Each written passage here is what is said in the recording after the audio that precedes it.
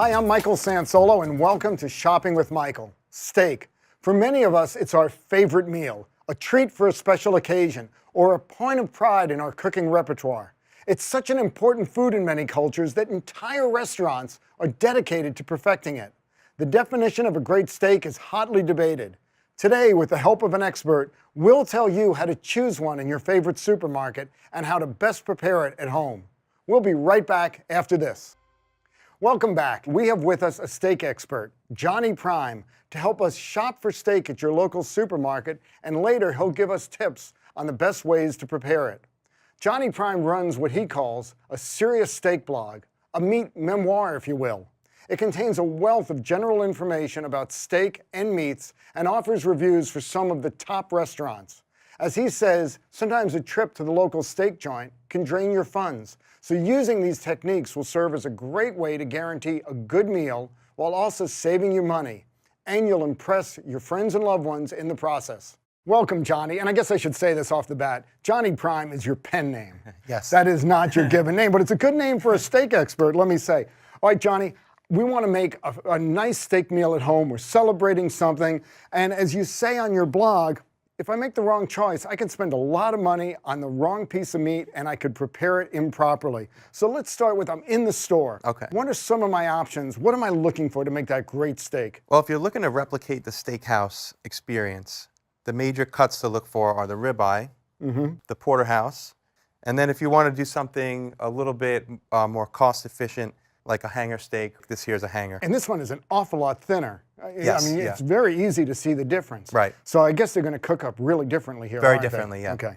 Let's go with I want to make that great steakhouse experience at home. So let's start with the ribeye here. Okay. What am I looking for? Now, I know all this grain, it's marbling. Yeah. Tell us what that means and how do I pick the steak properly? All right, so marbling is intramuscular fat. It's all of the little webbing that you see creeping around inside the center of the muscle. So what that translates to directly is flavor.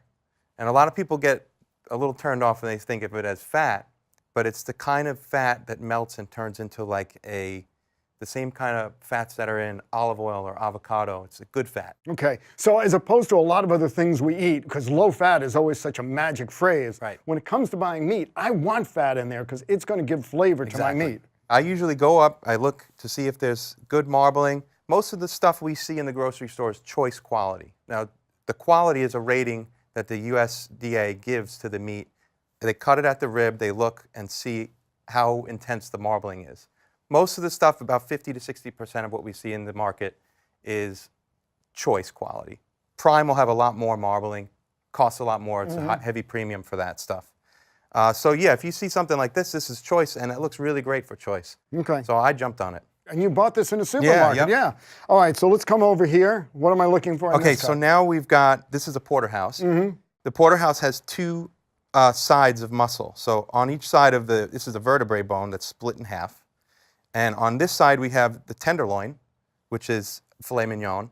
And on this side we have the strip loin, which is strip steak or sirloin. And you can see here there's different intensities of marbling. There's much less fat in the filet mignon, so you'll see most of the marbling on the other side. And what's nice about this is you get two steaks in one. So you can really replicate that steakhouse experience by going with a Porterhouse. All right, now as you said with your hanger steak, maybe something great for grilling. Yeah. Easy to do, it's thinner, it's going to cook up faster. Yeah, and you can, a lot of times when I cook a nicer, like a steakhouse cut, I want to keep anything that drips out from the bottom in the pan so it adds more flavor. But with something like a hanger, there's a little bit more to it so it can drop through the grills and the grill marks, the grill lines, and you won't lose any flavor. You can do high intensity heat on this, and you can slice it up and have it with tacos, or you can just, cut it up like a regular steak. It's really nice. Put it in tacos. That's an interesting option there. There are many, many other cuts. Obviously, we couldn't bring them in all today. Are there any other ones that you particularly like that give a real great flavor experience, that give me that restaurant experience at home? I like anything in the large format, so I can do like a roast. It's the same cut as a ribeye, say, a standing rib roast, but you can create a prime rib at home. If you're feeding, 6 or 8 people, you can roast a big chunk of maybe 4 bones together and then slice it out nice and have a prime rib. I love skirt steak and flank steak. They're great for the grill, and they make excellent tacos or have like a stir fry with them if you cut them up small, or you can eat them whole like this. It's really nice. You know, what's interesting is so many people these days are moving their diets away from meat, but steakhouses are incredibly popular. So it's like we're going in two directions at the same time. Why do you see this happening? I think there's a disconnect a little bit in some of the knowledge that people have, because beef is a really nutritious product. It's high in zinc, iron, protein, B vitamins. So if you're shopping and you're turned off by saturated fats, then you pick a lean cut. Anything that has the word loin in it, like sirloin, strip loin, those mean lean. And lean is 4.5 grams or less of saturated fats, 10 grams or less total fat per serving. That's great. Well, obviously, one piece of it is making the right choice in the supermarket, and we're going to come right back and talk about how to prepare it. Got to ask you one more thing, because a lot of stores these days do not have a butcher in the store. The meat is brought in, it's already pre-cut. So as a shopper, there may not be anyone for me to ask. Right. What are some things, are there cues I can look for? I mean, we've got some of the packaging. Yeah. All right, so I see these packages in the store, and I can only, of course, see one part of the meat. How do I know that I am picking the right? I can't look at the entire product, and I can't talk to somebody. How do I make a better choice? Well, a lot of times these packages will have stickers on it that'll say great for the grill or roast at home, things like that. So that's a good indicator. Another is just use your eyes. You can see if there's really good marbling, you're in good shape. A lot of people like to avoid browns if they see any kind of brown and no red, or only a little bit of red and mostly brown. That's called oxidation. It doesn't necessarily mean anything, it's just visually not pleasing. But there are, as you're saying, there's a lot of tremendous choices that we've got in the supermarket, and we can make very, very different kinds of meals. Well, after our break, we're going to come back to talk some more with Johnny about proper ways to prepare meat so that once we buy it, and it's not an inexpensive item, that we make it taste as good as possible so we wow. I've got to wow my wife. This is always hard. But for all of us to be able to wow those folks we have for dinner. We'll be right back.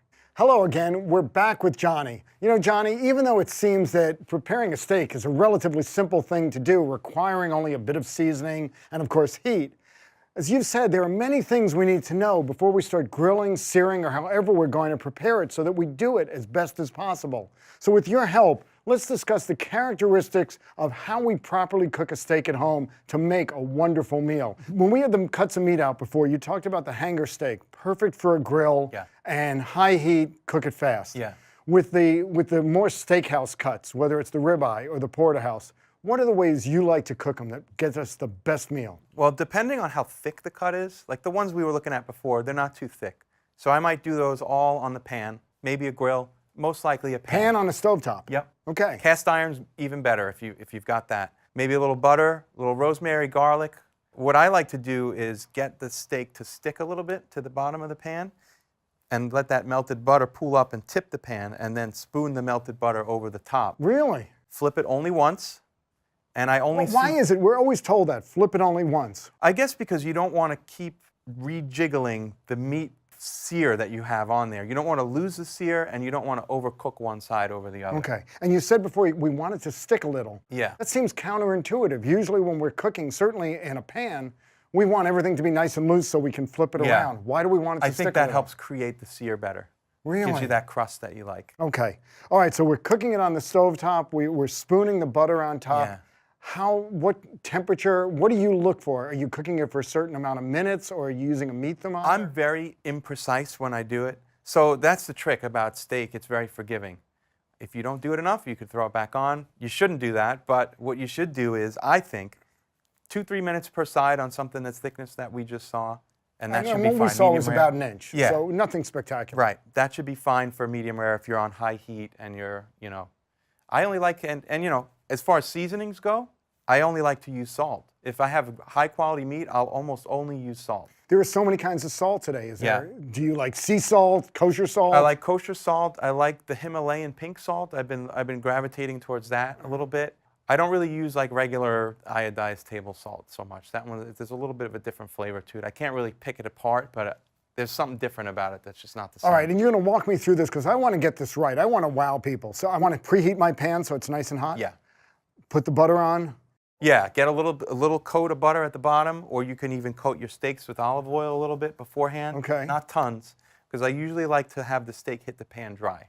But, Really? Yeah. So if we're going to do a little olive oil, Just putting it enough on, well, the steak is off to the side, but not too much, just to coat it. Right, just to Put skim it coat. on at really good high heat at this point. Yep. And then you should have some smoke coming off, some sizzle, some great smells. And, So there's theater with this also. Oh yeah, keep the fans going. Well, I can get my smoke detectors to go off. That's always a highlight moment in my house. And we're going to do it for only a couple of minutes. Yeah, 2-3 minutes aside. It depends. I mean, if you like it medium or more, which I don't recommend, but 2-3 minutes, that should do it. And when I'm turning it, with a fork, or should I use tongs I use so the that I'm not tongs, yeah. puncturing I it? use the tongs. Okay. Because I know sometimes people puncture it and all the juices start flowing. Yeah, right. You don't want that to happen. I mean, you're going to get some juices come out anyway, but the less happening is better. Yeah. So if I'm on the grill, same type of approach? With the grill, a lot of times people like to see those hash marks on there. So that means they had to move it once, right? So you put the grill on, you put the steak on the grill this way, and then Give it a half turn. give it like 45 degrees, Make and that then nice checkerboard pattern. and then flip it, do the same thing. Oh, I'm going to be presenting things with all kind of panache these days. All right, and you talked also about putting some rosemary in there. Yeah. Any other seasonings you like to Thyme put in? is nice, sage. And put this right on the meat, or put I it usually in the put juices? it in the melty butter, and that way Spooning the it back flavor it gets infused into the butter. Okay. And obviously, I can only do that spooning if I'm in a the pan, frying yeah, pan in right. some kind of skillet on the stove. Sure. If I'm doing it again in the grill, Then you can probably rub, like a lot of times I'll rub the herbs on the meat, or rub garlic on the meat. That'll kind of get you the same situation as. all right, and you're our steak expert, so we got to go the whole route on this. When I am preparing this wonderful piece of meat, what do you like to have on the side? Oh, spinach and potatoes, right? Spinach and potatoes. Classic. Okay, Yeah, I spinach like, and potatoes. Cream and spinach, a nice mashed glass of red potatoes. wine, I'm imagining. Yeah, or I do bourbon or scotch sometimes. Okay. But yeah, wine is perfect pairing with red So can meat. we tell everybody that we're all invited to your house because you're going to be preparing us some wonderful Absolutely, steaks? I'd love Oh, that. that sounds good. All right, we'll get you the address later, right, Johnny? Johnny, it sounds like you've got a fascinating topic. And how often are you blogging about this? A couple times a week. Wow. Yeah. Got a lot of readers on this? Yeah, getting there. Always growing. Because people really love this topic. yeah. They love steak. Yeah. They respond most to the visuals. They want to see it because you eat with your eyes. You know, as they say, you eat with your eyes before you eat. So I think seeing it helps helps get them. Well, steak has all of those properties. You see it, you smell it. Right. It's got a whole lot going for it. And it really does create a special meal. Yeah, it does. I don't know that there's any logical reason why we like this. Maybe it's because, we're mammals and it's meat and we're carnivores back in our basic instincts, but certainly we like to have a good steak. Yeah. Well, Johnny, I want to thank you. You've taught us an awful lot today, both about how to pick the right cuts of meat in the supermarket so we can make that terrific steak. And then once we get it home, how to properly prepare it so that we will make that meal taste just great. Thank you for being with us Thanks today. for having me. Steaks can be expensive at restaurants, but many of us find it unnecessary to pay that premium when it's so easy to make a steak meal at home, as Johnny just showed us. While the idea of creating a one-night steakhouse may sound self-indulgent, it's also a lot of fun. And since you do the work yourself, the cost is comparatively less expensive. So whether you have something to celebrate or if you just want a truly delicious meal at home, there's nothing like a steak dinner. See you next time on Shopping with Michael.